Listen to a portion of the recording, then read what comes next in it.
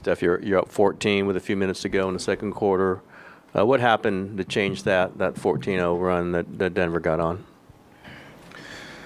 They had some tough shots. We had some open looks that didn't go down, and then they made us pay on the back end.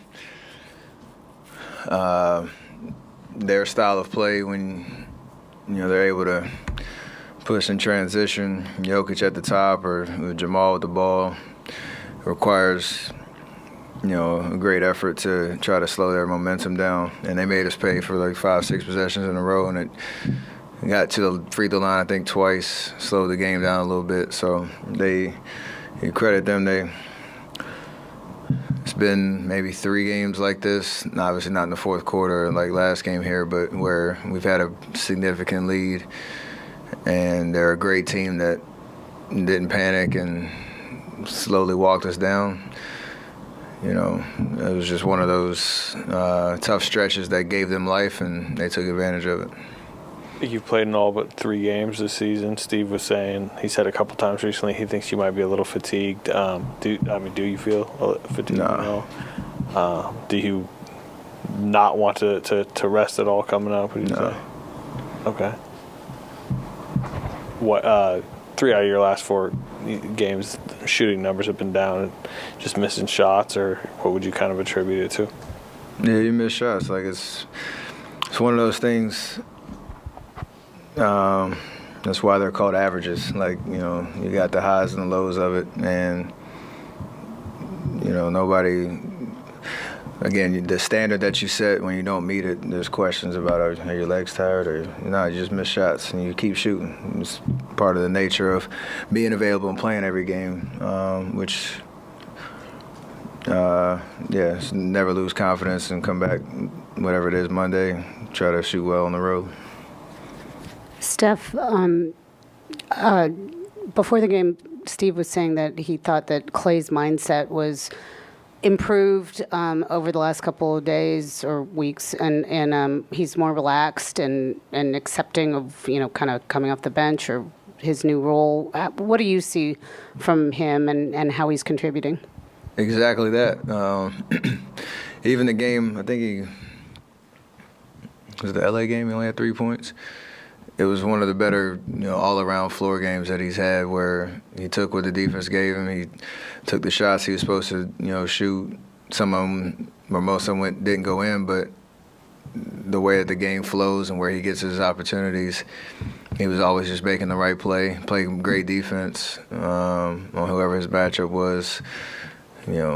Got us some rebounds, extra possessions that way.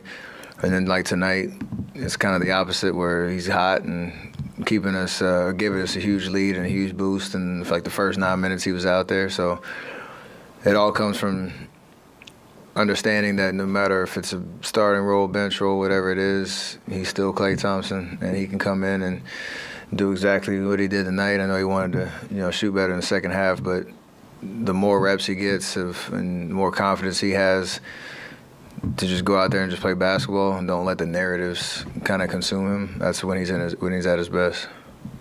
Steph, Steve also said he thought Chris's return, which is obviously coming up on this trip, would help you relieve some of the burden. And obviously playing, he'll play the minutes you're not out there, but you guys also play together quite a bit. How do you see his impact on both the team and yourself? I'm excited about it. Just when he got hurt, we were not in a great place, and trying to, again, establish our identity.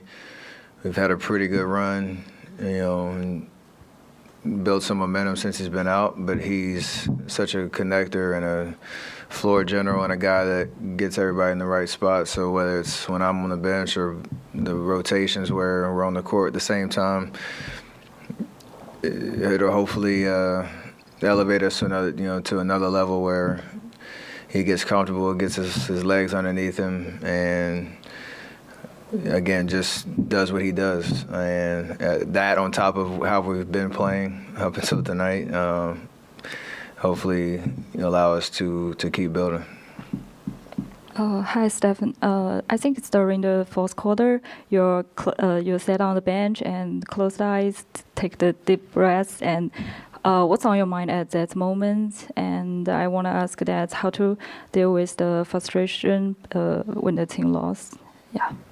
Those are all just moments to collect yourself. I'm on the bench for a short time, so you want to get your recovery in and get your mind right on what needs to happen when you get back in there. It's a routine that I've been doing for a very long time, so just taking advantage of those minutes I'm on the bench. And losing's never fun. You just try to turn the page and not have back-to-back efforts like we had tonight, because we've been having things go really well as of late, and you want to have a good bounce-back game on Monday. Clay himself mentioned the idea of him and Chris being the backcourt of a second unit is pretty amazing to think about. Have you thought about that, what that's going to feel like when two Hall of Famers, I would imagine, are in your second-team backcourt? Yeah, they should win most of those minutes that they're out there, and that's what it takes to be a really good team is having those combinations and with experience, talent, and just a know-how. So throw in like what Trace has been doing in that group, and mixing and matching who's out there with him. Styles should kind of, there should be a nice chemistry there, and it'll be fun because, obviously our starting unit has been playing a lot better as of late. And if you can get off to a good start and then you have those two guys coming in, you got, a lot of smiles and confidence on what they're going to be able to do out there on the floor. Steph, I'm curious with Clay and this transition he's going through, what's the communication been like with the two of you? I mean, I remember back when Andre made the shift and talked at length about the way that Steve, gave him the Spurs example and Manu and all these different ways for him to buy in. Has Clay been talkative with you and other guys behind the scenes? Is he going through it by himself? Like, what's the communication been? I think consistently, he's never one to really go out of his way to ask those questions in a sense, but we all in the locker room or on a one-on-one, there's been plenty of conversations on not allowing narratives to control his peace of mind or his ability to impact winning with this particular group. And like I said, not stray too far from the Klay Thompson that we know and expect when he's out there on the floor. So it is it's one of those, any team dynamic, any locker room, you're going to have plenty of moments where you need to be picked up and, you see a guy down and you got to go pick him up. And those happen all the time. So there's not really a special come to Jesus type of situation. It's just normal, reacting to how the season's been going and what we all need individually and collectively.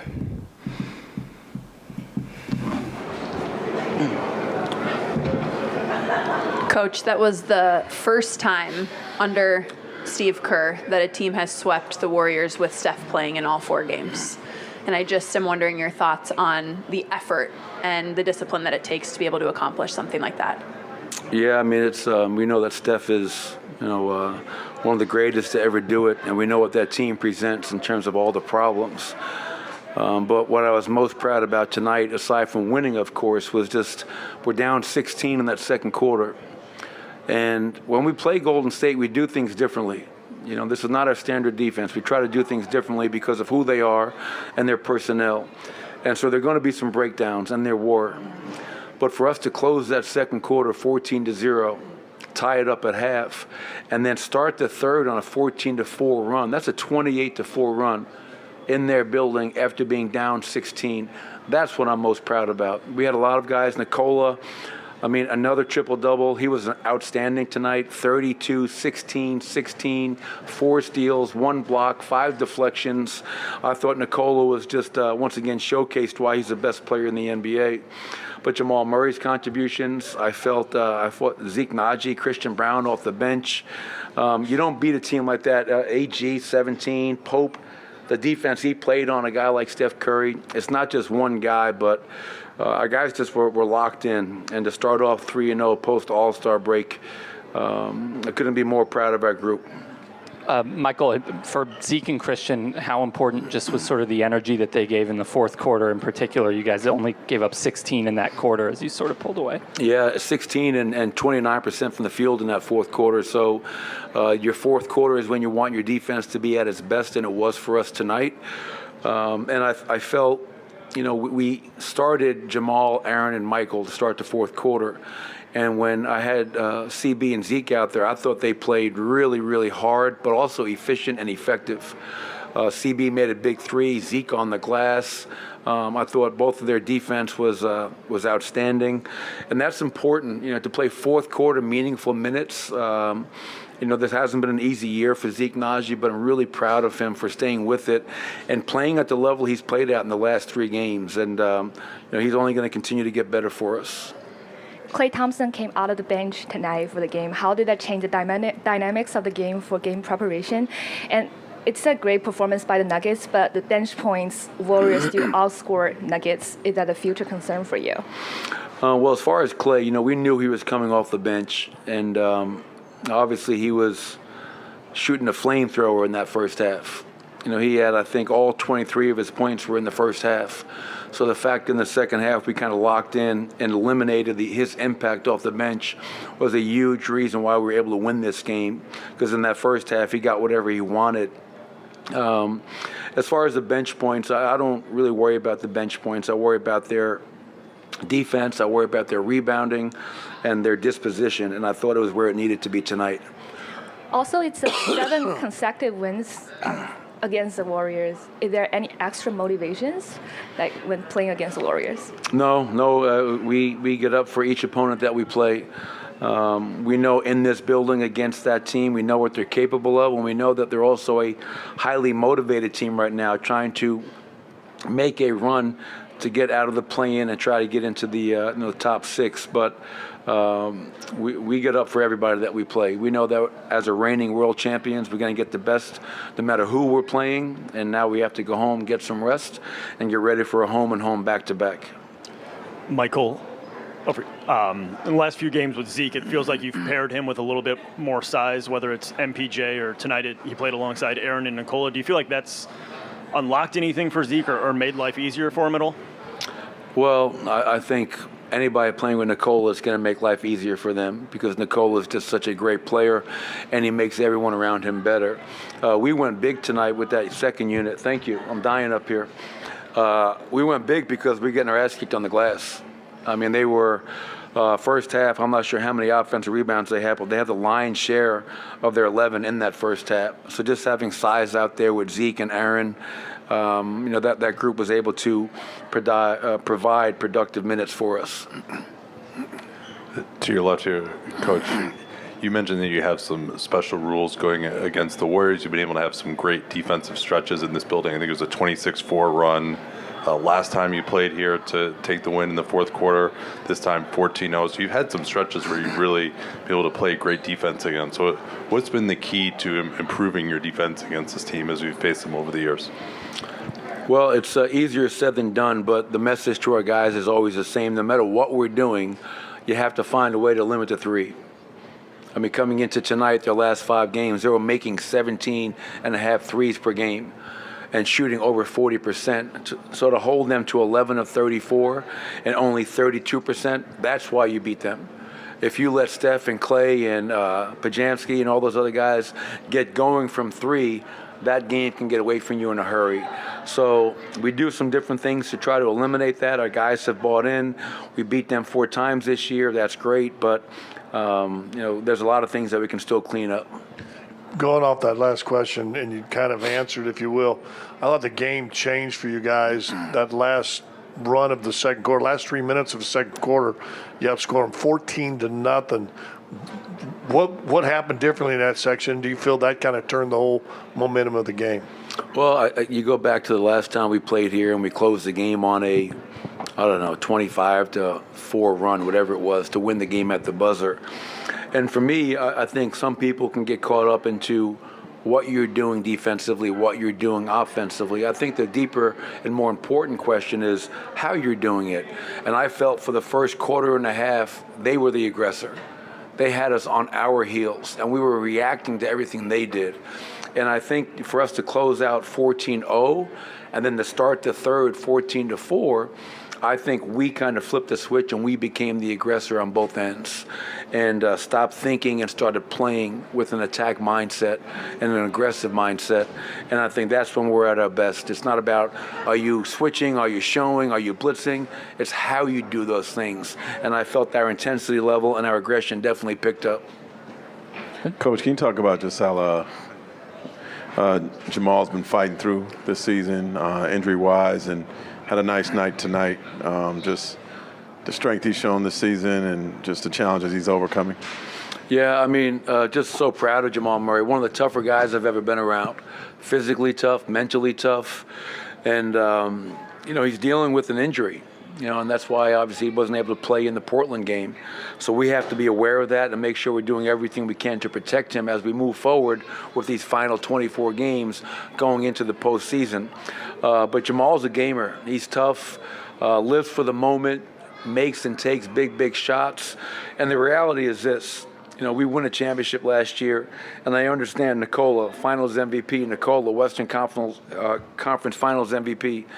We don't win a championship without Jamal Murray. There were games in that stretch run where we went 16-4.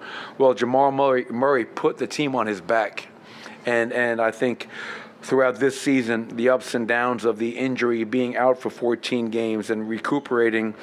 9-16 from the field, gets to the foul line 6 times, 27 points, and just contributed all across the board.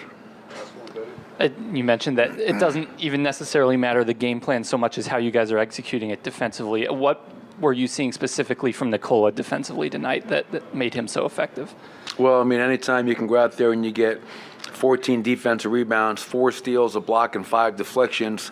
That speaks to activity. That speaks to a physicality.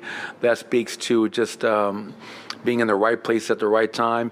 And KCP got the defensive player of the game because we only traveled with 1.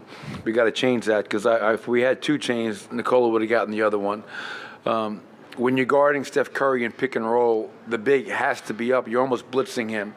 And Nikola was up every time in those pick and rolls to help contribute to what KCP was doing. So just his engagement and his activity was just off the charts.